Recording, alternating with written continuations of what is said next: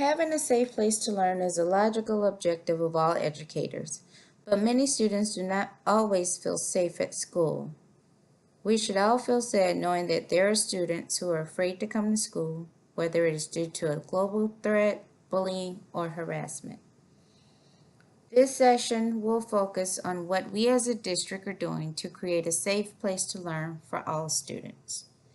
Creating a safe place to learn for all students, protecting students from bullying and harassment. For this session, you will need to have access to a mobile phone device to participate in the Padlet message boards. Let's begin. Oftentimes, there have been situations that have made us uncomfortable and sometimes hurtful. And usually, if something is hurtful to us, what do? We protect it and guard it. For this activity, we're going to use a Band-Aid. When you think about a situation, I want you to reflect on bullying. Think of a time when you were bullied, you observed someone being bullied, or you assisted a student that has been bullied. And as you're thinking about it, I need you to get access to your mobile phone. Next, you will scan the QR code. Most iPhone and Android cameras can be used. If you're using another device, you may have to download the QR code app. At this time, you may pause the session. Once you have scanned the QR code, you will be directed to this screen, Bullying and Awareness Padlet. Here, I would like for you to type in your response in regards to you being bullied, you observed someone being bullied, or you assisted a student that has been bullied. Once again, if you need time to type in your response, please feel free to type in that response now.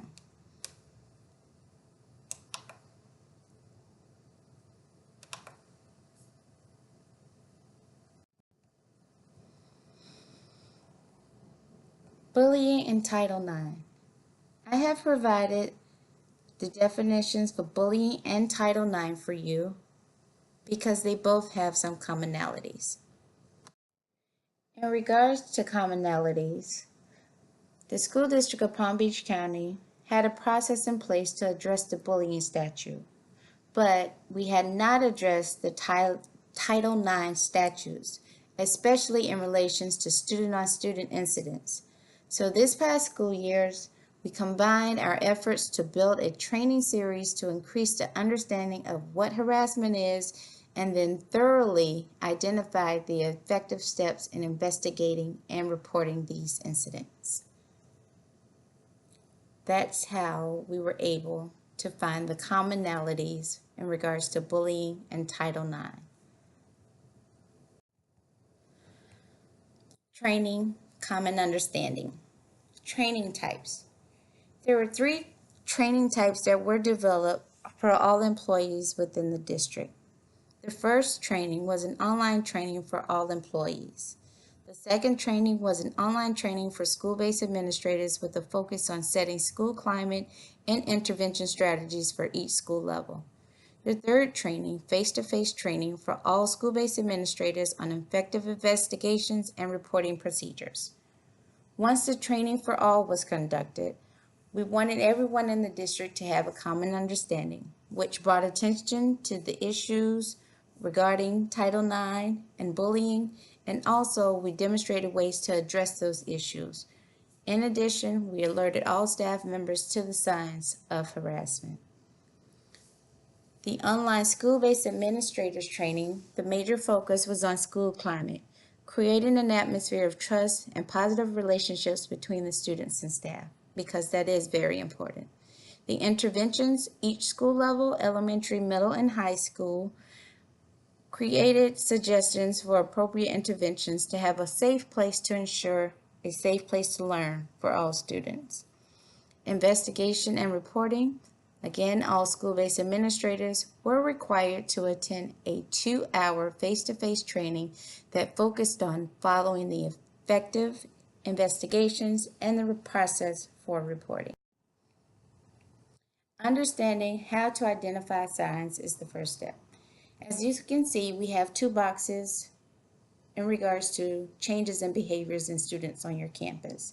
And I'm sure some of you have witnessed those behaviors, and there may be many more that we can name. But because of time, I've just listed a few here for you. Some of the behaviors you may observe on your campus are difficulty sleeping, unexplainable injuries. You may see bruises or scratches, decreased self-esteem, student doesn't feel good about him or herself, feelings of helplessness, frequent headaches and stomach aches. The student may ask to go to the nurse quite often, changes in eating habits. Student may consume a lot of food or may not eat at all. Sudden loss of friends or self-destructive behavior, kicking, hitting, punching oneself. And because of these behaviors that are being displayed, then the school suffers. We have declining grades, loss of interest in schoolwork, student or students may not want to come to school, and no interest in school social events. Now for our next activity, you will need to have access to your mobile phone. For this, I have placed some items that you would see in a first aid kit. But for this activity, I want you to use these same items in your bullying first aid kit. How would you use these items to protect the students that have been bullied or harassed on your campus? You have tweezers, cold pack, ace bandage, soothing eye wash, Neosporin. As you're thinking about that, you need to get your mobile phone and scan the QR code. iPhone and Android cameras can be used. However, if you're using another device, you may have to download the QR code app. Feel free to pause at this time. Once you have scanned the QR code, you will be directed to this screen, Bullying Strategies. Now, the items that were placed before you, the tweezers, the ace bandage wrap, the ice pack, Neosporin, and the eye wash. Using 2 of those 5 items, I want you to say, what would you do on your campus to get rid of the bullying? Some examples have been provided for you. Please be creative and use your own.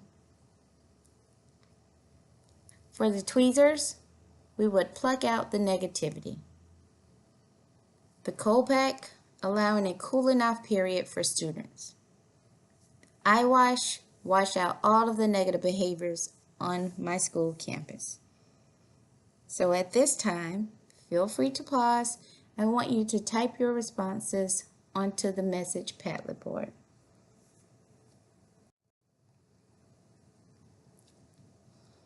Investigation process. If an incident is reported on the school campus to an administrator or the school safety liaison, they are responsible for conducting an investigation. If an incident is reported, it is usually by phone call, or in person. Once the incident is investigated, the school then completes 2508. Anyone on your campus can submit Form 2508, the incident report. Once 2508 incident report has been submitted, then the school has to complete Form 2509 investigation summary, followed by Form 2597 student investigation evidence. Once that is completed, the parents of the students involved are contacted immediately following the investigation. And if needed, please implement safety plans or stay away agreements for the safety of all students, followed by a referral to school-based team for students to receive the appropriate counseling. The process for reporting the district forms again. The first form to fill out is Form 2508. This form is used as soon as the school knows who is involved and what they say has occurred. Form 2509, this form is used at the end of the investigation to summarize the findings. Last but not least, Form 2597, this form is used to provide all documented evidence collected during the investigation. Once that investigation has been completed, you may have to utilize some school supports. And if needed, you may bring in the school police, DCF, school counselors, or district support. Other interventions that may be implemented: schedule change, stay away agreements, safety plans, interventions that involve school staff.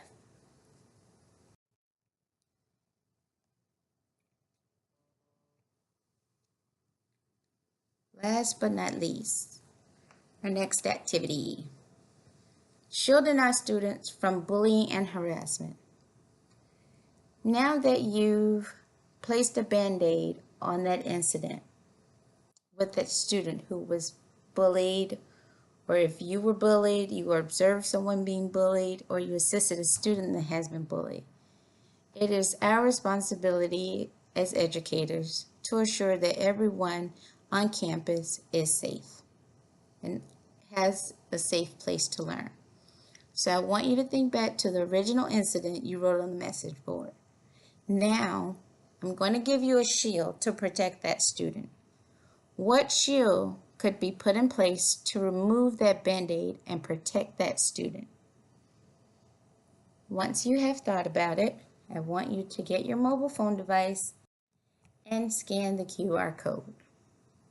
Once again, if you need to, please pause at this time.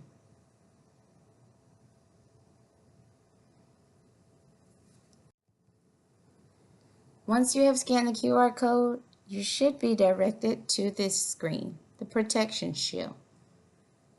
Type in your response on how you would protect the student on your campus that has been bullied.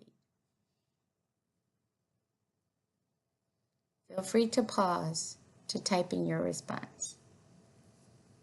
Thank you. Our mission with the Department of Safe Schools is to create a safe place to learn for all students.